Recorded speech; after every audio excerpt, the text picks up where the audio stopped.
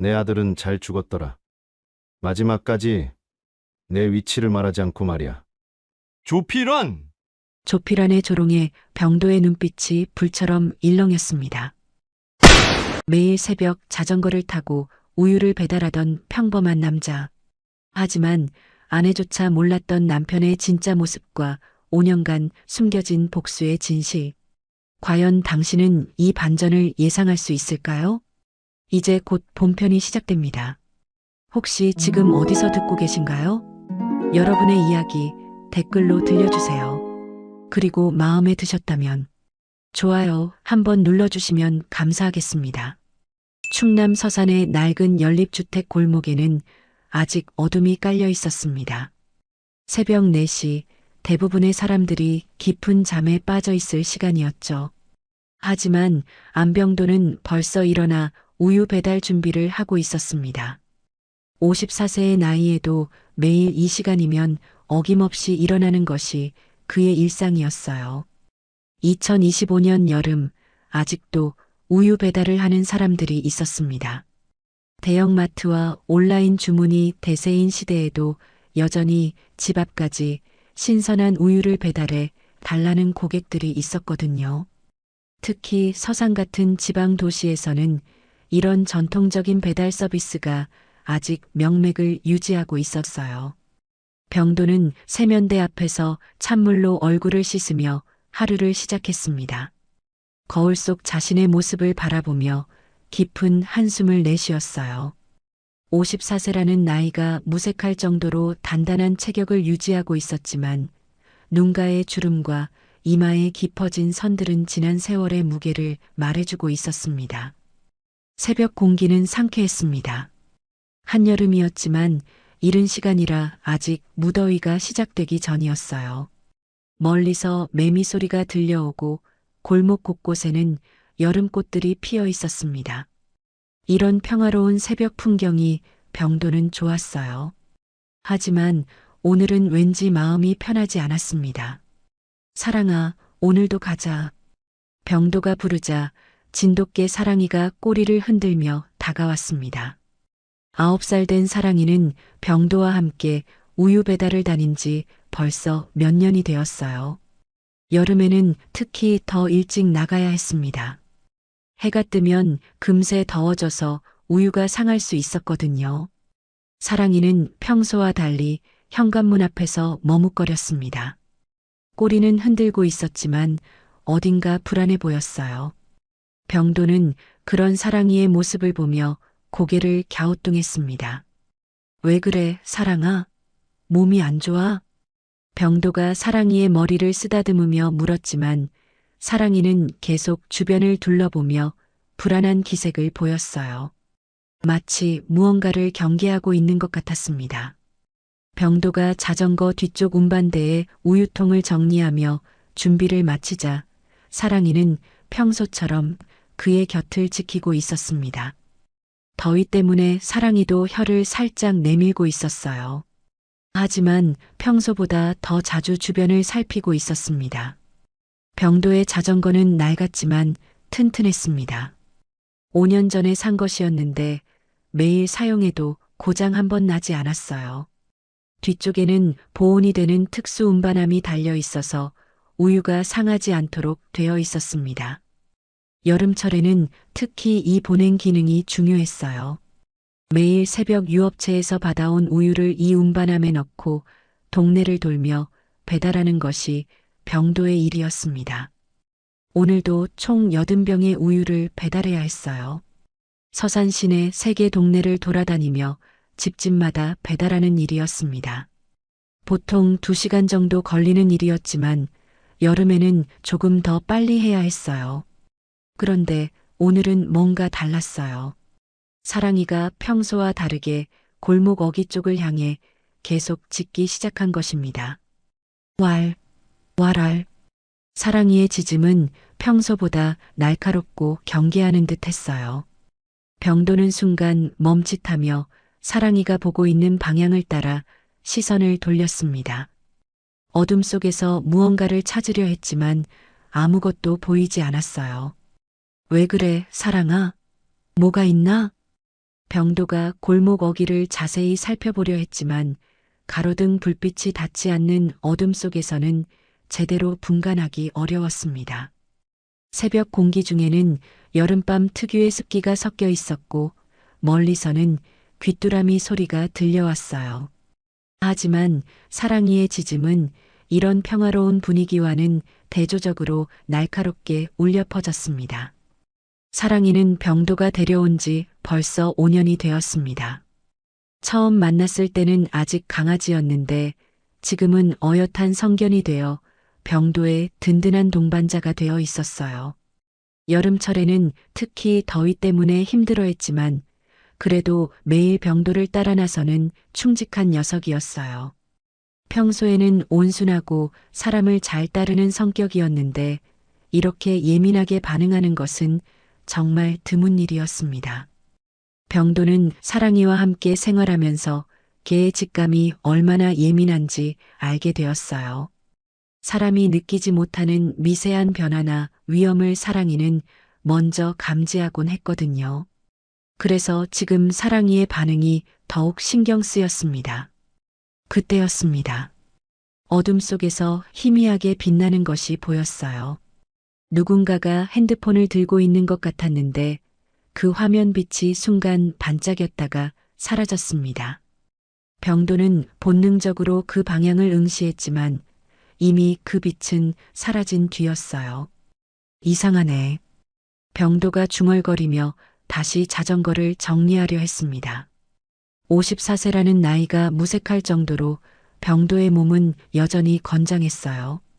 매일 자전거를 타고 동네를 돌아다니며 배달을 하다 보니 체력도 좋고 근육도 탄탄했습니다.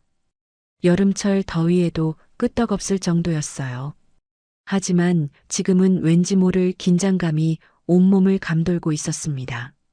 사랑이는 여전히 그 방향을 향해 낮게 으르렁거리고 있었습니다. 평소 온순한 사랑이가 이렇게 예민하게 반응하는 것은 처음이었어요. 개들은 사람보다 훨씬 예민한 감각을 가지고 있다고 하는데 혹시 사랑이가 무언가를 감지한 걸까요? 집 안에서는 사랑이의 짖음에 잠에서 깬 정숙이 창문을 열고 밖을 내다보고 있었습니다. 여름밤 열대야 때문에 창문을 열어놓고 자고 있었는데 사랑이의 짖음 소리에 잠이 깬 것이었어요. 또 왜 저래, 저게. 요즘 따라 이상하네. 정숙의 목소리에는 짜증이 섞여 있었어요. 50세인 정숙은 요즘 들어 병도가 우유 배달을 하는 것을 점점 더 부끄러워하고 있었습니다. 동창 모임에서 친구들이 자신의 남편 직업을 묻기라도 하면 제대로 대답하지 못하고 얼버무리기 일쑤였거든요. 같은 나이 또래의 친구들은 대부분 남편이 회사 간부이거나 사업을 하고 있었습니다. 최소한 사무직이라도 하고 있는데 자신의 남편만 새벽부터 자전거를 타고 우유 배달을 하고 있으니 체면이 서지 않았어요. 특히 여름에는 땀을 뻘뻘 흘리며 배달하는 모습이 더욱 초라해 보였습니다.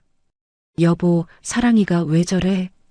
정숙이 병도에게 물었지만 병도는 여전히 골목 어귀를 바라보고 있었습니다. 오랜 세월 살아오면서 체득한 직감이 무언가 이상하다고 속삭이고 있었어요. 사랑이의 반응도 그렇고 방금 전 어둠 속에서 본 그 빛도 그렇고 말이죠. 아무것도 아닌 것 같은데. 그냥 가자, 사랑아. 병도는 사랑이를 달래며 자전거에 올라탔습니다. 사랑이는 평소처럼 자전거 옆을 뛰어가며 따라올 준비를 했어요. 여름이라 더위가 걱정되었지만 이른 새벽이라 아직은 괜찮았습니다. 하지만 계속해서 뒤를 돌아보며 그 방향을 경계하고 있었어요. 마치 자신만이 알고 있는 무언가가 있다는 듯이 말이죠. 자전거 페달을 밟으며 골목을 나서는 병도의 모습은 여느 우유 배달원과 다를 바 없어 보였습니다. 새벽 공기가 상쾌했고 멀리서 들려오는 새소리가 여름 아침의 시작을 알리고 있었어요. 하지만 병도의 눈빛에는 뭔가 다른 것이 있었습니다. 단순히 생계를 위해 일하는 사람의 눈빛이 아니라 무언가를 경계하고 있는 사람의 눈빛이었어요. 어둠 속에서 그들을 지켜보던 실루엣은 병도와 사랑이가 골목을 벗어나자 조용히 자리를 떠났습니다. 핸드폰 화면에는 방금 전 촬영한 영상이 저장되어 있었어요. 병도의 모습과 사랑이의 모습이 선명하게 담겨 있었습니다. 새벽 배달길에 나선 병도와 사랑이 자전거 페달을 밟으며 익숙한 길을 가고 있지만 오늘 아침은 평소와 달랐어요.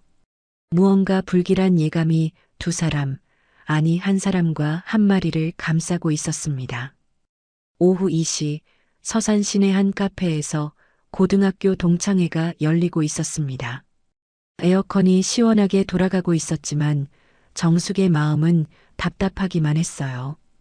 평소보다 조금 더 신경 써서 옷을 입고 나왔지만 마음 한구석에는 불안함이 자리 잡고 있었습니다.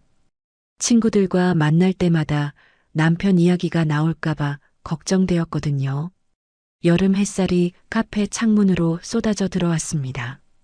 밖에서는 매미들이 시끄럽게 울어대고 있었고 사람들은 더위를 피해 그늘진 곳을 찾아다니고 있었어요. 이런 무더운 날씨에도 병도는 자전거를 타고 우유 배달을 하고 있을 텐데 생각만 해도 마음이 무거웠습니다. 어머, 정수가 오랜만이야. 김효순이 큰 소리로 정숙을 부르며 손을 흔들었습니다. 51세인 효수는 여전히 화려한 옷차림을 하고 있었고 목에는 진주 목걸이까지 걸고 있었어요. 여름용 블라우스도 명품인 듯 고급스러워 보였습니다. 정숙은 억지로 미소를 지으며 자리에 앉았어요. 와, 진짜 더워. 요즘 어떻게 지내? 효순이 선글라스를 벗으며 말했습니다. 카페 아니라 선글라스를 쓸 필요가 없었는데도 일부러 쓰고 있었던 것 같았어요. 그냥 그럭저럭 지내고 있어. 정숙이 대답하자 효수는 만족스럽지 않다는 표정을 지었습니다. 그럭저럭? 우리 나이에 그럭저럭이 어디 있어? 남편은 뭐하고 있고? 효순의 질문에 정숙은 순간 말문이 막혔습니다. 다른 친구들도 관심 있다는 듯이 정숙을 바라보고 있었어요. 모두들 시원한 아이스커피를 마시며 여유로워 보였는데 정숙만 혼자 긴장하고 있었습니다. 그냥 이것저것 하면서 지내고 있어. 정숙이 어색하게 웃으며 대답했지만 효수는 만족스럽지 않다는 표정이었어요. 이것저것이 뭔데? 구체적으로 말해봐. 우리 남편은 요즘 부동산 쪽으로 사업 확장하고 있어서 바쁘거든. 어제도 강남에 땅 보러 갔다 왔어. 효순이 자랑스럽게 말하자 다른 친구들도 맞장구를 쳤습니다. 부러워. 우리 남편도 병원 원장 하느라 바빠. 요즘 미용 쪽 진료도 시작해서 돈이 장난 아니야. 맞아. 요즘은 50대가 젊은 거야.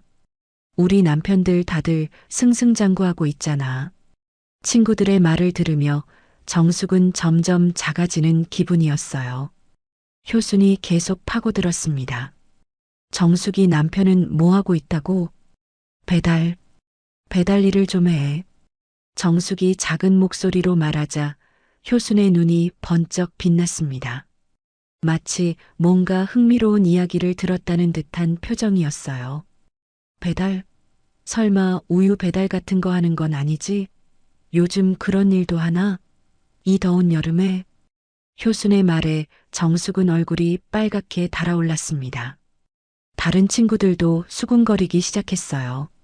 카페 안에 에어컨 바람이 시원했지만 정숙의 등에는 식은 땀이 흘러내리고 있었습니다. 아니야, 그런 게 아니고. 어머, 정말 우유 배달하는 거야? 효순이 목소리를 높이자 다른 친구들의 시선이 모두 정숙에게 집중되었습니다. 아니, 요즘 시대에 그런 일을? 50 넘은 나이에? 그것도 이런 무더운 여름에 자전거 타고? 효순의 말에 한 친구가 끼어들었습니다. 어머, 그럼 새벽마다 나가는 거야? 힘들겠다. 그러게 말이야. 요즘 젊은 사람들도 그런 일 안 하려고 하는데 친구들의 말이 계속 이어지자 정숙은 더욱 위축되었어요. 효수는 마치 기다렸다는 듯이 더욱 신랄하게 말했습니다. 니네 남편 노가다 한다며? 아이고, 그럼 생활이 얼마나 힘들까? 효순이 일부러 큰 소리로 말하자 옆 테이블 손님들까지 이쪽을 바라봤습니다. 이 더위에 자전거 타고 다니면 얼마나 고생스러워. 나 같으면 창피해서 못 살겠다. 효순의 말에 정숙은 주먹을 꽉 쥐었지만 아무 말도 할 수 없었어요. 우리 집은 정관 장례식장 맡은 병원 며느리야. 그래도 노후 걱정은 없거든. 근데 정숙이는 어떻게 해? 남편이 그런 일 하면 돈이 얼마나 되겠어? 효순이 계속해서 추궁하자 다른 친구가 말렸습니다. 효순아, 그만해. 너무 심하잖아. 뭐가 심해? 나는 걱정돼서 하는 말이야. 친구 사이에 이런 것도 못 물어봐? 효순이 어깨를 으쓱하며 말했습니다. 요즘엔 배달로도 노후 보장되나 보지? 그래도 나이 들어서 새벽부터 나가는 게 쉽지 않을 텐데. 특히 이런 더운 여름에는 더 힘들겠어. 효순이 마치 동정하는 척하면서도 비꼬는 투로 말했습니다. 그리고 정수가 요즘 남편들 다 뭔가 하나씩은 하고 있잖아. 사업이든 전문직이든. 근데 우유 배달은 좀 그렇지 않아? 정숙은 더 이상 견딜 수 없었습니다. 눈물이 날 것 같았지만 이 자리에서는 참아야 했어요. 그래도 건강하게 일하고 있으니까 다행이지. 정숙이 간신히 말했지만 효수는 들은 척도 하지 않았습니다. 건강? 이 더위에 자전거 타고 다니면 건강 망가져. 나 같으면 차라리 다른 일 알아보라고 하겠어. 체면도 있고. 효순의 말에 다른 친구들도 어색한 침묵에 빠졌습니다. 너무 심하다는 걸 알고 있었지만 직접 나서서 말리기는 어려운 상황이었어요. 정숙이도 이해해. 효순이가 원래 말이 좀 직선적이잖아. 한 친구가 정숙을 위로하려 했지만 효수는 더욱 기세등등해졌습니다. 나는 친구 생각해서 하는 말이야. 솔직히 우리 나이에 남편이 그런 일 하면 동창회 나오기도 부끄럽잖아. 효순의 마지막 말에 정숙은 가방을 들고 자리에서 일어났습니다. 먼저 가볼게. 갑자기 급한 일이 생겨서. 벌써 가? 남편 우유 배달 도와주러 가나? 이 더위에 고생이겠네.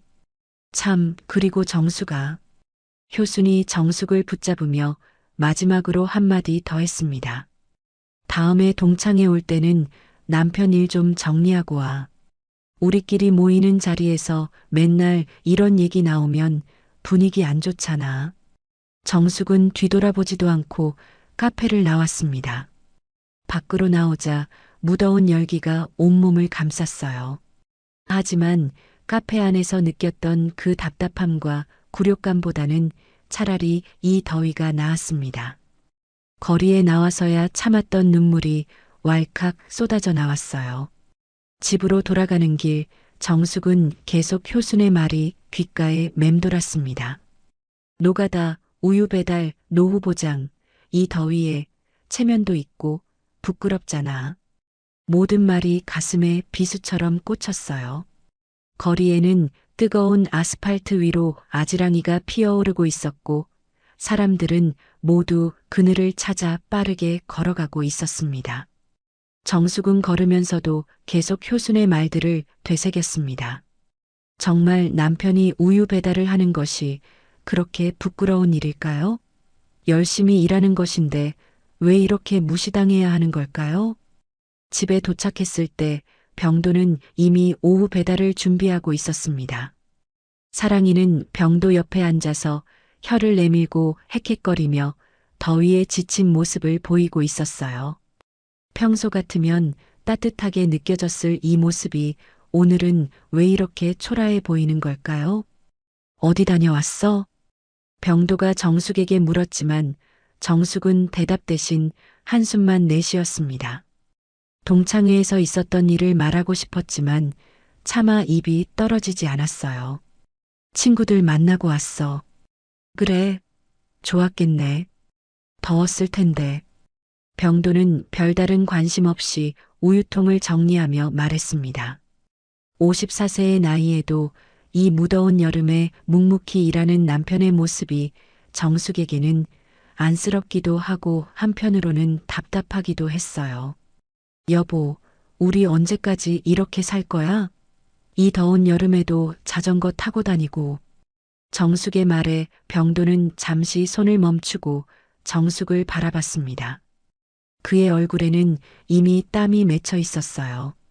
오후 배달을 나가기 전인데도 벌써 더위가 느껴지는 모양이었습니다. 이렇게가 뭐? 더우면 더운 대로, 추우면 추운 대로 사는 거지. 이렇게 힘들게 사는 건 말이야. 친구들은 다들. 정숙이 말을 잇지 못하자 병도는 잠시 생각에 잠겼다가 다시 우유통을 정리하기 시작했습니다. 힘든 게 뭐야? 건강하게 일할 수 있으니까 감사한 거지. 더위도 이겨낼 수 있고.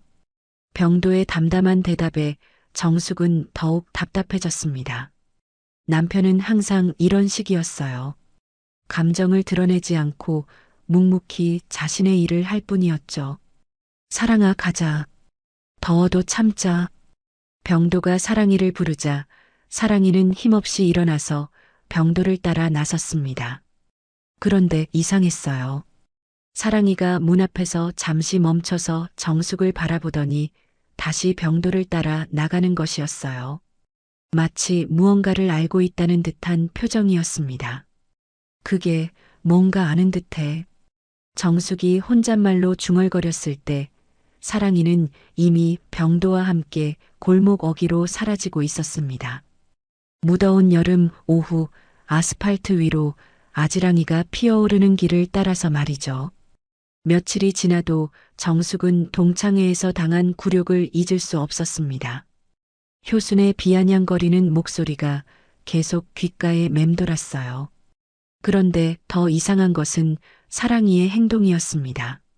최근 들어 사랑이는 평소와 다르게 예민해져 있었고 특히 병도가 배달을 나갈 때마다 이상한 반응을 보였거든요. 여름밤 열대야가 계속되고 있었습니다. 새벽 4시가 되어도 여전히 무덥고 습했어요.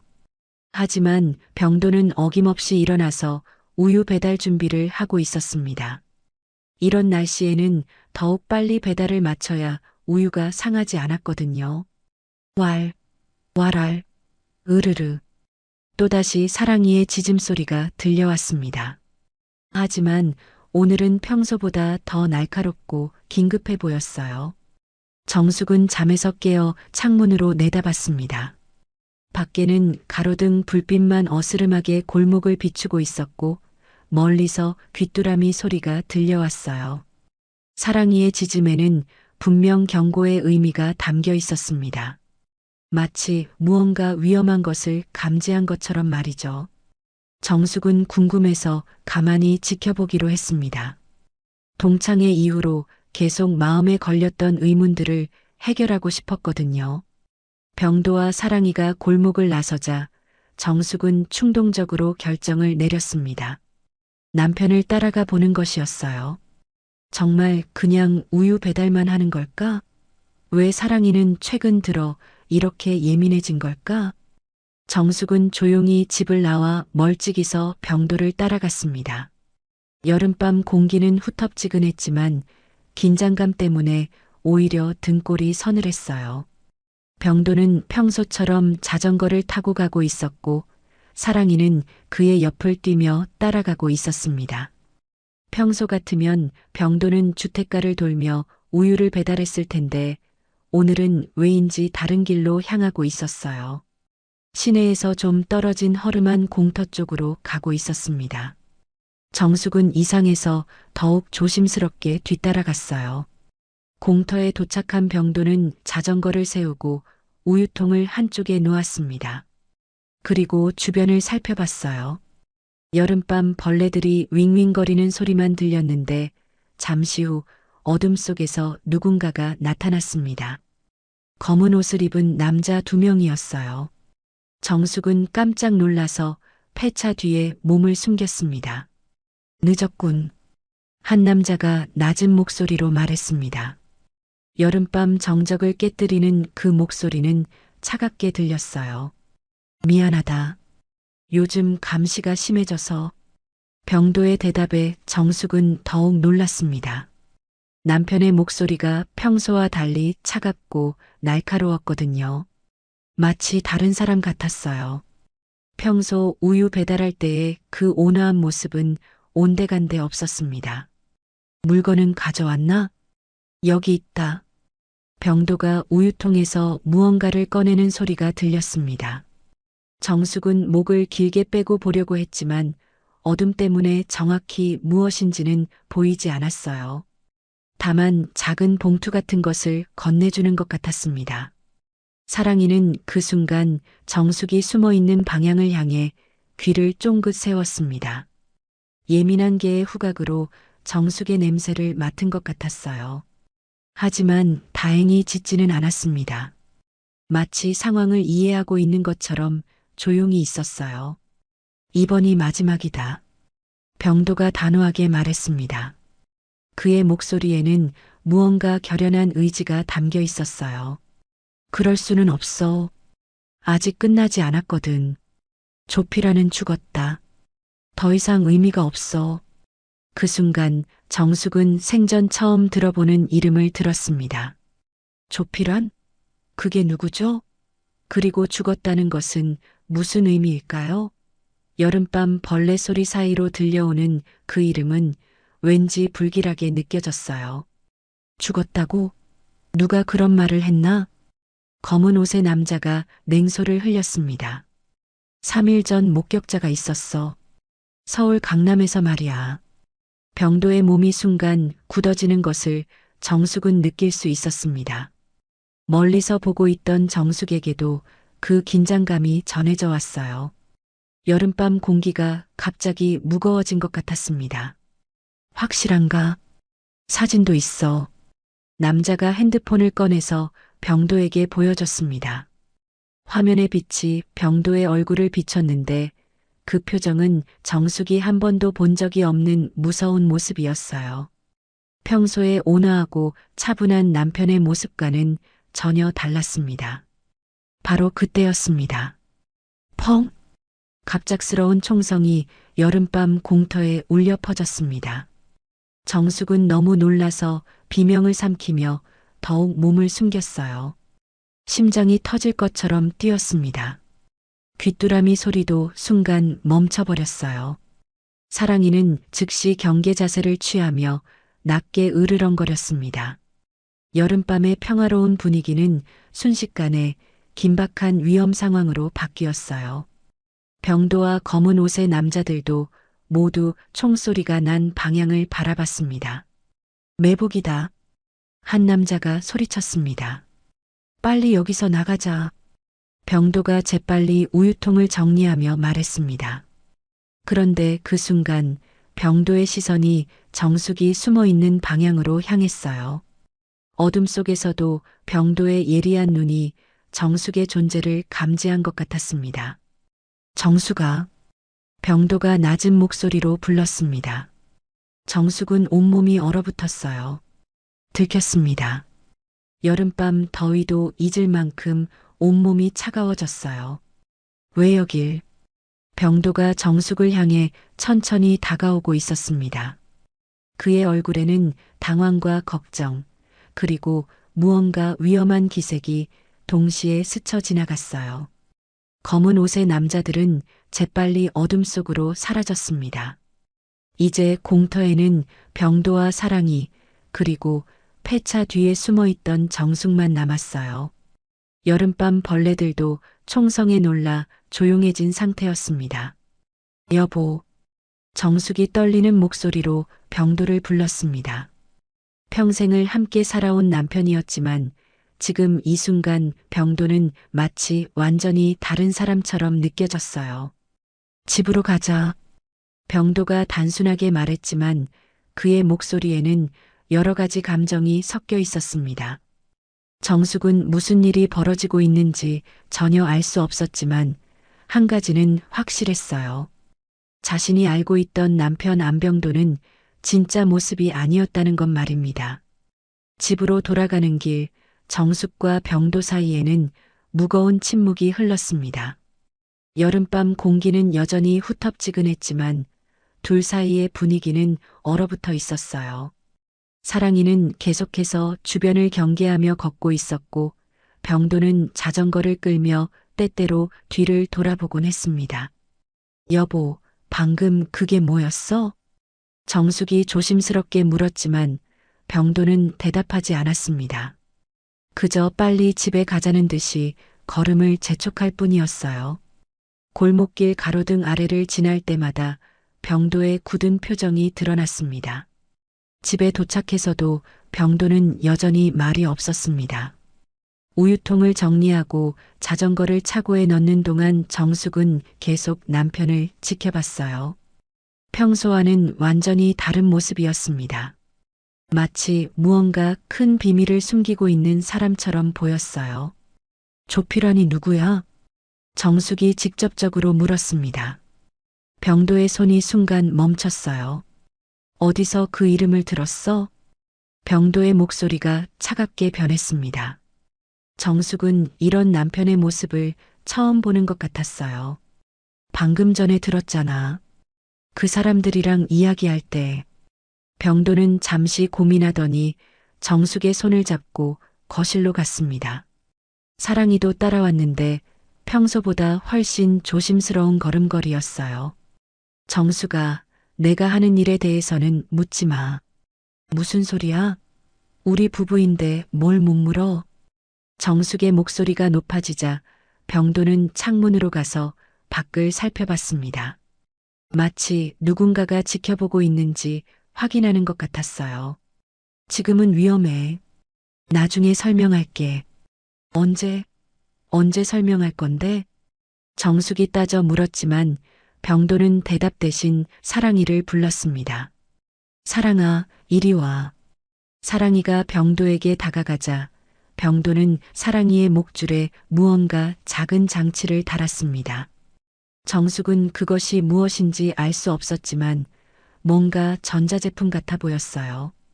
다음 날 아침 정숙은 병도가 평소보다 일찍 나가는 것을 발견했습니다. 새벽 3시 30분, 평소보다 30분이나 빨랐어요. 사랑이도 따라 나갔는데 어젯밤과는 달리 조용했습니다. 정숙은 불안해서 잠을 이룰 수 없었습니다. 남편이 대체 무슨 일을 하고 있는 걸까요? 우유 배달이 정말 전부일까요? 그리고 조필환이라는 사람은 누구이며 왜 죽었다고 했을까요? 오후가 되어서도 병도는 돌아오지 않았습니다. 평소 같으면 오후 배달을 마치고 집에 와서 쉬고 있을 시간이었는데 말이죠. 정숙은 점점 걱정이 되기 시작했어요. 저녁 7시가 되어서야 사랑이만 혼자 집으로 돌아왔습니다. 사랑이는 입에 무언가를 물고 있었는데 자세히 보니 병도가 쓰던 우유 배달용 모자였어요. 그런데 그 모자에는 붉은 얼룩이 묻어 있었습니다. 사랑아, 아빠는 어디 있어? 정숙이 사랑이에게 물었지만 사랑이는 계속해서 현관문 쪽을 바라보며 낑낑거렸습니다. 마치 병도를 찾아달라고 하는 것 같았어요. 정숙은 급히 병도의 방을 뒤져보기 시작했습니다. 뭔가 단서가 있을 것 같았거든요. 옷장을 뒤지고 서랍을 열어보고 심지어 침대 밑까지 살펴봤어요. 그때 사랑이가 갑자기 방문을 긁기 시작했습니다. 정숙이 사랑이를 따라가 보니 사랑이는 벽 한쪽을 계속 긁고 있었어요. 자세히 보니 그곳에 작은 틈이 있었습니다. 정숙이 그 틈을 눌러보니 벽의 일부가 열렸습니다. 숨겨진 금고였어요. 금고 안에는 여러 가지 물건들이 들어 있었습니다. 먼저 눈에 띈 것은 낡은 군번줄이었습니다. 그리고 오래된 사진들, 작전 지령서 같은 문서들, 그리고 한 장의 메모가 있었어요. 사진 중 하나를 자세히 보니 젊은 시절의 병도가 군복을 입고 있었습니다. 그런데 그 옆에 서 있는 다른 남자의 사진 뒷면에는 이름이 적혀 있었어요. 조필환. 실종된 북파 공작원이라고 되어 있었습니다. 정숙의 손이 떨렸습니다. 북파 공작원? 그것은 북한에 침투하는 특수 임무를 수행하는 사람들을 말하는 것 아닌가요? 그럼 병도도 그런 일을 했다는 뜻인가요? 메모를 펼쳐보니 병도의 필체로 이렇게 적혀 있었습니다. 의심하라. 그는 돌아왔다. 아들의 원수를 반드시 갚겠다. 아들. 정숙과 병도에게는 아들이 있었습니다. 하지만 5년 전군 복무 중 사고로 세상을 떠났어요. 그런데 그것이 단순한 사고가 아니었다는 말인가요? 정숙이 계속 금고를 뒤지자 또 다른 사진이 나왔습니다. 사랑이가 훨씬 어렸을 때의 사진이었는데 군견복을 입고 있었어요. 그리고 그 옆에는 정숙의 아들이 서 있었습니다. 사진 뒷면에는 이렇게 적혀 있었습니다. 민수와 사랑이. 마지막 작전 전 촬영. 조필환 추적 임무. 정숙은 충격을 받았습니다. 아들이 조필환이라는 사람을 추적하는 임무를 수행했다는 뜻인가요? 그리고 사랑이는 그때부터 함께 있었던 건가요? 더 놀라운 것은 마지막에 발견한 문서였습니다. 그것은 아들의 사망 보고서였는데 공식 기록과는 다른 내용이 적혀 있었어요. 소위 안민수, 조필환 추적 중 배신당해 사망. 조필환 실종. 생존 가능성 높음. 정숙은 무릎에 힘이 빠져 주저앉았습니다. 아들이 단순한 사고로 죽은 것이 아니었습니다. 조필환이라는 사람 때문에 죽었고 그 조필환은 아직 살아있을 가능성이 높다는 것이었어요. 그제서야 정숙은 이해할 수 있었습니다. 병도가 왜 우유 배달을 하면서도 이상한 사람들과 만나는지, 왜 사랑이가 최근 들어 예민해졌는지, 그리고 왜 조필환이라는 이름을 들었을 때 그렇게 긴장했는지 말이죠. 병도는 아들의 원수를 찾고 있었던 것입니다. 조필환을 찾기 위해 우유 배달원으로 위장하면서 정보를 수집하고 있었던 거예요. 그리고 사랑이는 아들과 함께 임무를 수행했던 군견이었기 때문에 조필환의 냄새를 기억하고 있는 것 같았습니다. 사랑이가 정숙 옆에 와서 앉으며 슬픈 눈으로 바라봤습니다. 마치 모든 것을 알고 있다는 듯한 표정이었어요. 사랑아, 아빠가 위험한 거야? 사랑이는 대답 대신 현관문 쪽으로 가서 다시 낑낑거렸습니다. 병도를 찾아달라는 신호였어요. 밤이 깊어갈수록 정숙의 불안감은 커져만 갔습니다. 병도는 여전히 돌아오지 않았고 사랑이는 계속해서 현관문 앞을 맴돌며 주인을 기다리고 있었어요. 여름밤 무더위 속에서도 정숙의 등에는 식은땀이 흘러내렸습니다. 새벽 2시가 되어서야 정숙은 더 이상 기다릴 수 없다고 판단했습니다. 병도에게 무슨 일이 생긴 것 같았거든요. 사랑이가 물고 온 모자에 묻어있던 붉은 얼룩이 계속 머릿속을 맴돌았어요. 사랑아, 아빠 찾으러 가자. 정숙이 말하자 사랑이는 즉시 꼬리를 흔들며 현관문으로 달려갔습니다. 마치 이 순간을 기다렸다는 듯이 말이죠. 정숙은 급히 옷을 갈아입고 사랑이와 함께 집을 나섰습니다. 여름밤 거리는 고요했지만 멀리서 들려오는 매미 소리와 에어컨 실외기 돌아가는 소리가 밤의 정막을 깨뜨리고 있었어요. 사랑이는 주저하지 않고 길을 안내했습니다. 평소 병도가 우유 배달을 다니던 길이 아니라 완전히 다른 방향이었어요. 시내 외곽의 공단 지역 쪽으로 향하고 있었습니다. 30분 정도 걸어가니 낡은 창고들이 줄지어 서 있는 곳에 도착했습니다. 대부분의 창고는 문이 굳게 닫혀 있었고 가로등도 드문드문 있어서 어둠침침했어요. 사랑이는 그중 한 창고 앞에서 멈춰서더니 낮게 으르렁거리기 시작했습니다. 여기야, 사랑아? 정숙이 속삭이자 사랑이는 창고 쪽으로 코를 킁킁거렸습니다. 분명히 병도의 냄새를 맡은 것 같았어요. 창고 문은 반쯤 열려 있었고 안에서는 희미한 불빛이 새어나오고 있었습니다. 정숙은 조심스럽게 창고에 다가갔습니다. 안을 들여다보니 병도가 의자에 묶여 있는 것이 보였어요. 그의 이마에는 상처가 있었고 옷도 찢어져 있었습니다. 여보, 정숙이 작은 소리로 부르자 병도가 고개를 들었습니다. 그의 눈에는 놀람과 걱정이 동시에 드러났어요. 정수가 왜 여기까지 왔어? 위험해. 당신이 안 들어와서 찾으러 온 거야. 사랑이가 안내해줬어. 그때 창고 안 어둠 속에서 누군가가 나타났습니다. 검은 옷을 입은 남자였는데 어젯밤 공터에서 봤던 그 사람이었어요. 오, 부인까지 오셨네. 잘 됐군. 남자의 목소리는 차갑고 위협적이었습니다. 정숙은 무서웠지만 병도를 구해야 한다는 생각뿐이었어요. 내 남편을 놓아줘. 놓아주는 건 불가능해. 당신 남편이 우리 일을 방해하고 있거든. 무슨 일을 말하는 거야? 남자가 냉소를 지으며 말했습니다. 모르시는군. 당신 남편은 조피란을 찾고 있어. 하지만 조피란은 우리에게 아주 중요한 사람이거든. 정숙은 금고에서 발견한 내용들을 떠올렸습니다. 조피란이 아들을 죽인 배신자라는 것, 그리고 병도가 복수를 위해 그를 찾고 있다는 것 말이죠. 조피란이 어디 있는지 말해주면 남편을 놓아줄 거야? 그럴 수도 있지. 하지만 당신 남편은 절대 말하지 않을 거야. 고집이 세거든. 그때 사랑이가 갑자기 창고 안으로 뛰어들어갔습니다. 남자가 놀라는 사이에 사랑이는 병도가 묶여있는 밧줄을 이빨로 물어뜯기 시작했어요. 이게 좀 어떻게 해? 남자가 소리쳤지만 사랑이는 계속해서 밧줄을 끊고 있었습니다. 정숙도 그 틈에 창고 안으로 들어가서 병도를 도왔어요. 빨리 여기서 나가자. 병도가 일어나며 말했습니다. 하지만 창고 밖에서 또 다른 남자들이 나타났어요. 완전히 포위된 상황이었습니다.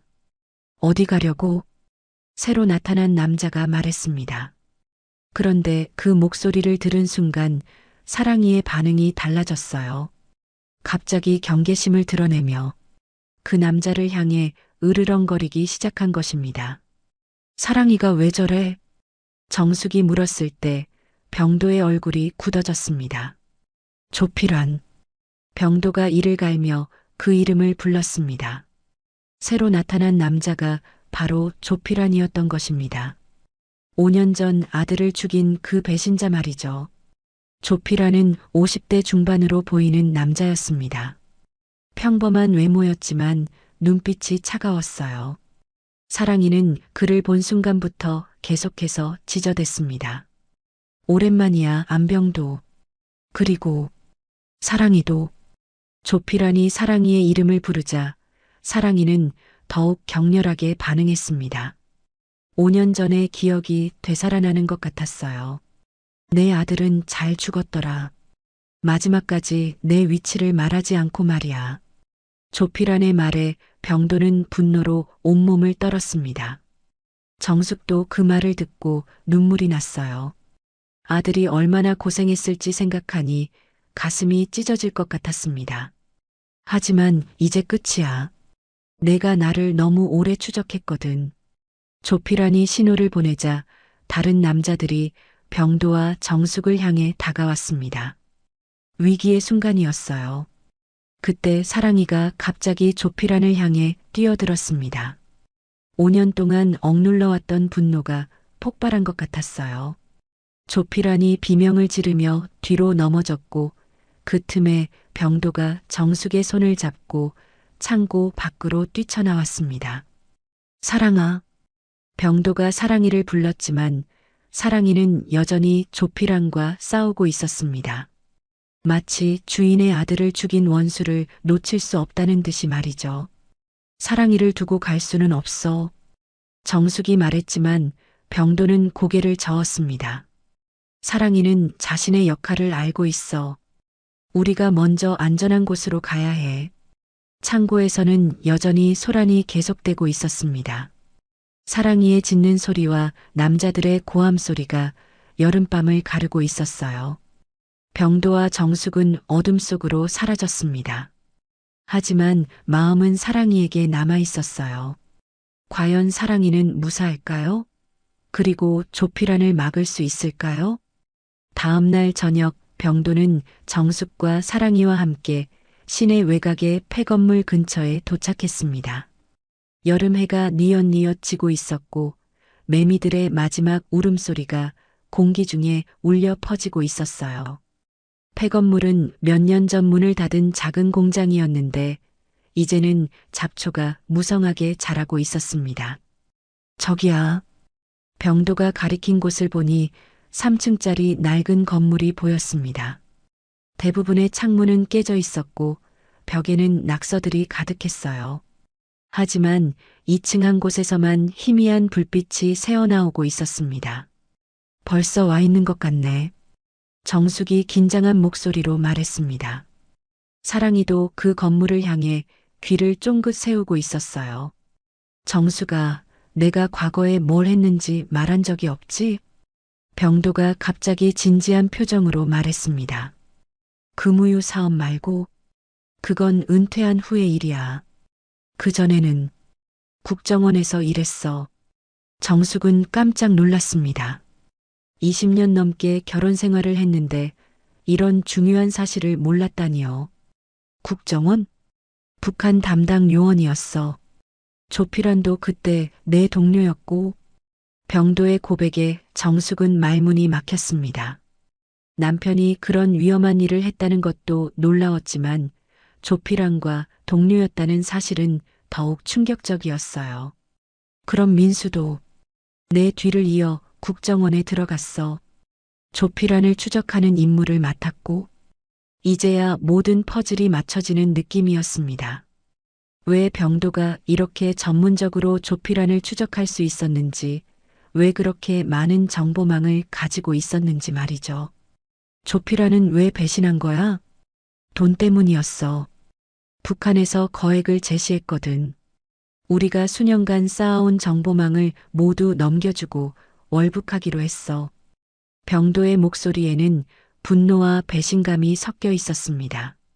하지만 민수가 그 계획을 눈치챘고 조피란을 막으려다가 병도가 말을 잇지 못하자 정숙이 그의 손을 잡았습니다. 5년 동안 혼자 이 고통을 견뎌온 남편이 안쓰러웠어요. 그때 폐건물에서 자동차 소리가 들려왔습니다.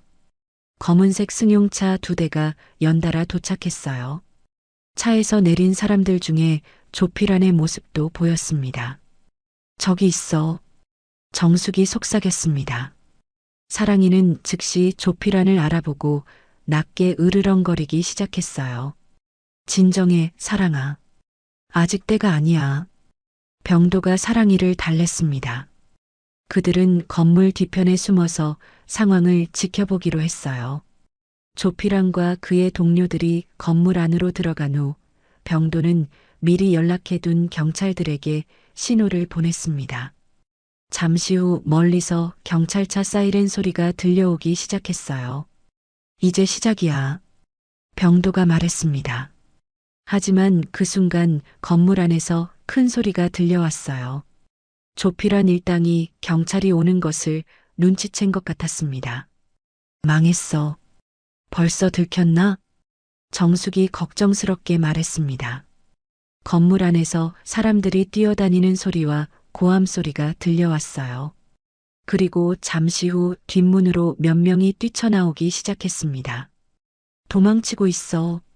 정숙이 소리쳤습니다. 조피란도 그 중에 있었어요. 사랑이가 갑자기 뛰쳐나가려 했지만 병도가 재빨리 목줄을 잡았습니다. 아직이야, 사랑아. 하지만 조피란이 그들이 숨어 있는 곳 근처로 도망쳐 오고 있었어요. 이대로 가면 조피란과 마주치게 될 상황이었습니다. 어떻게 하지? 정숙이 당황해하는 순간 병도는 이미 결심을 내린 것 같았습니다. 정수가 여기 있어. 사랑이도. 어디 가려고? 5년을 기다렸어. 이제 끝낼 때야. 병도가 숨어 있던 곳에서 나오자 조피란과 정면으로 마주쳤습니다. 조피란은 병도를 보고 순간 멈춰 섰어요. 안병도. 역시 내가 있었구나. 오랜만이야, 조피란. 두 사람 사이에는 긴장감이 흘렀습니다. 과거 동료였지만 이제는 원수가 된 두 남자 말이죠. 민수 이야기를 해보자. 병도의 말에 조피란의 표정이 굳어졌습니다. 그 일은 어쩔 수 없었어. 어쩔 수 없었다고? 내가 우리를 배신했잖아. 병도의 목소리가 높아졌습니다. 5년 동안 억눌러왔던 분노가 폭발하는 순간이었어요. 너도 이해할 거야. 가족을 위해서였어. 가족을 위해서 동료를 죽였다고? 조피란이 뒤로 물러서면서 주머니에서 무언가를 꺼냈습니다. 작은 총이었어요. 더 이상 물러설 곳이 없어, 병도야.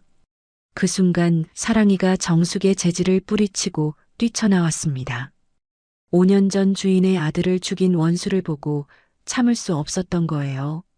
사랑아. 정숙이 소리쳤지만 이미 늦었습니다. 사랑이는 조피란을 향해 달려들고 있었어요. 펑! 총성이 여름 저녁을 가르며 울려 퍼졌습니다. 하지만 쓰러진 것은 조피란이었어요. 경찰이 건물 뒤편에서 나타나서 조피란을 제압한 것이었습니다. 안병도 씨, 괜찮으십니까? 경찰관이 달려와서 물었습니다. 병도는 고개를 끄덕이며 사랑이를 안았어요. 잘했어, 사랑아. 이제 끝났어. 사랑이는 꼬리를 흔들며 병도를 핥았습니다.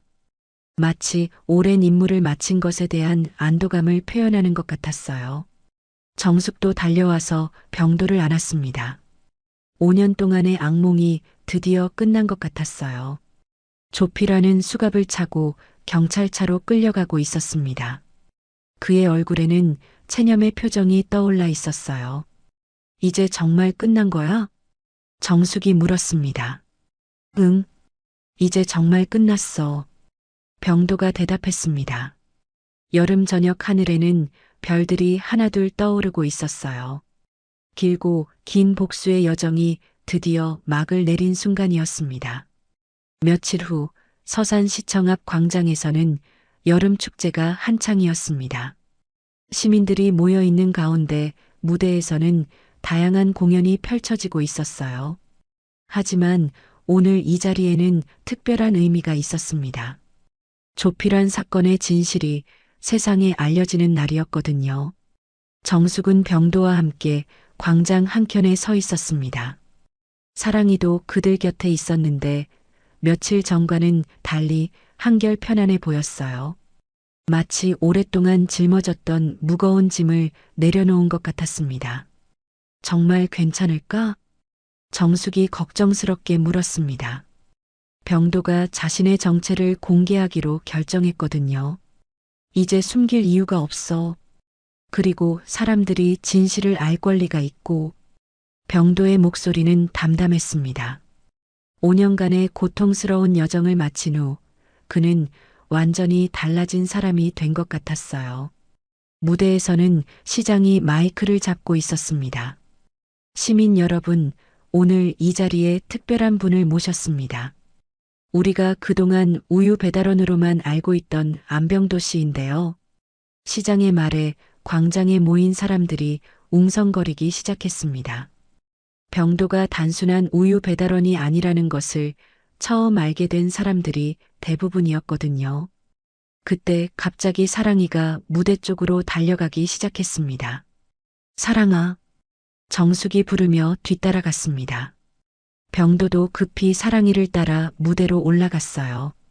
광장에 모인 사람들은 갑작스러운 상황에 놀랐지만 사랑이가 무대 위에서 꼬리를 흔드는 모습을 보며 웃음을 터뜨렸습니다. 죄송합니다. 사랑이가 너무 흥분해서. 병도가 마이크 앞에 서서 사과했습니다. 하지만 시장이 마이크를 병도에게 건네며 말했어요. 괜찮습니다. 오히려 좋은 기회네요. 직접 말씀해 주시죠. 병도는 잠시 망설이다가 마이크를 받았습니다. 광장에 모인 수백 명의 시민들이 그를 바라보고 있었어요. 안녕하십니까? 저는 여러분이 그동안 우유 배달원으로 알고 계셨던 안병도입니다. 병도의 목소리가 광장에 울려 퍼졌습니다. 하지만 실제로는 과거 국정원에서 일했던 요원이었습니다. 광장이 순간 조용해졌습니다. 누구도 이런 반전을 예상하지 못했거든요. 그리고 제가 우유 배달을 한 것은 아들을 죽인 범인을 찾기 위해서였습니다. 병도의 목소리가 떨렸습니다. 5년 전 아들을 잃었던 그날의 기억이 되살아나는 것 같았어요. 이계가 기억하는 건 냄새만이 아닙니다. 그날 밤의 진실입니다. 병도가 사랑이를 가리키며 말했습니다. 사랑이는 마치 자신의 이야기가 나오는 것을 아는 듯 꼬리를 흔들었어요. 제 아들 안민수는 국정원 요원으로서 조필환이라는 배신자를 추적하다가 순직했습니다. 사랑이는 그때 함께 있었던 군견이었고 5년 동안 저와 함께 범인을 찾아왔습니다. 광장의 사람들은 숨을 죽이고 병도의 이야기에 귀를 기울였습니다. 누구도 예상하지 못했던 진실이었거든요. 며칠 전 드디어 조필환을 체포할 수 있었습니다. 여러분의 도움과 경찰의 협조 덕분이었어요. 박수 소리가 광장에 울려 퍼지기 시작했습니다. 처음에는 몇 명이었지만 점점 더 많은 사람들이 박수를 치기 시작했어요. 그때 광장 한편에서 익숙한 목소리가 들려왔습니다. 정수가 김효순이었습니다. 며칠 전 동창회에서 정숙을 모욕했던 바로 그 사람이죠. 효순은 사람들 사이를 헤치고 무대 앞으로 나왔어요. 효순은 잠시 망설이더니 큰 소리로 외쳤습니다. 정수가 미안해. 내가 정말 잘못했어. 광장의 사람들이 모두 효순을 바라봤습니다. 효순의 목소리는 떨리고 있었어요. 그날 카페에서 한 말들. 정말 미안해. 나는 아무것도 모르면서 함부로 말했어.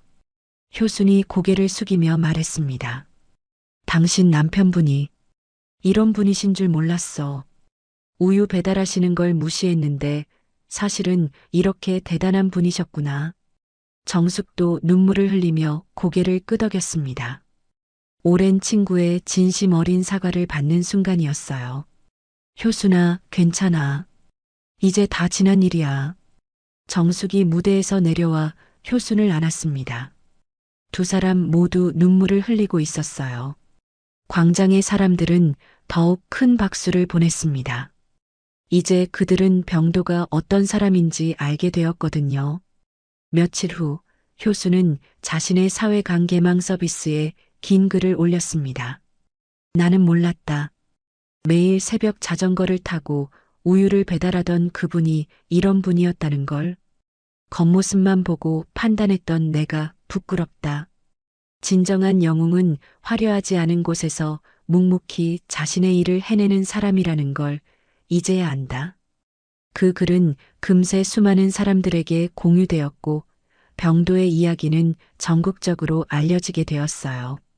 일주일 후 새벽 4시 병도는 여전히 일찍 일어났습니다. 하지만 이제는 우유 배달을 위해서가 아니었어요. 어디가? 정숙이 일어나서 물었습니다. 산책, 사랑이와 함께. 병도가 미소를 지으며 대답했습니다. 이제 그의 얼굴에는 평온함이 가득했어요. 사랑이는 현관 앞에서 꼬리를 흔들며 기다리고 있었습니다. 더 이상 경계할 필요가 없는 평화로운 산책이었어요. 사랑아, 이제 정말 자유야. 병도가 사랑이의 머리를 쓰다듬며 말했습니다. 집안에서 정숙은 도시락을 싸고 있었습니다. 비록 우유 배달은 그만두었지만 병도는 이제 다른 일을 시작할 예정이었거든요.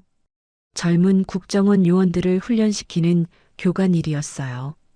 여보, 도시락 챙겨가세요. 정숙이 창문을 열고 소리쳤습니다. 고마워. 병도가 웃으며 대답했습니다. 정숙은 속삭이듯 말했어요. 당신 이름이 이젠 세상이 다 알게 됐네요. 하지만 난 오래전부터 알았어. 당신이 어떤 사람인지. 새벽 공기는 상쾌했습니다. 여름이 깊어가고 있었지만 이른 아침에는 시원한 바람이 불었어요. 병도와 사랑이는 평화로운 산책길에 올랐습니다. 5년간의 긴 여정이 끝났습니다. 이제 진짜 새로운 시작이었어요. 병도는 더 이상 복수에 사로잡힌 사람이 아니라 평범하지만 진정한 영웅으로 인정받는 사람이 되었습니다. 그리고 사랑이는 여전히 병도의 가장 충실한 동반자였어요. 앞으로도 계속 함께할 소중한 가족이었습니다.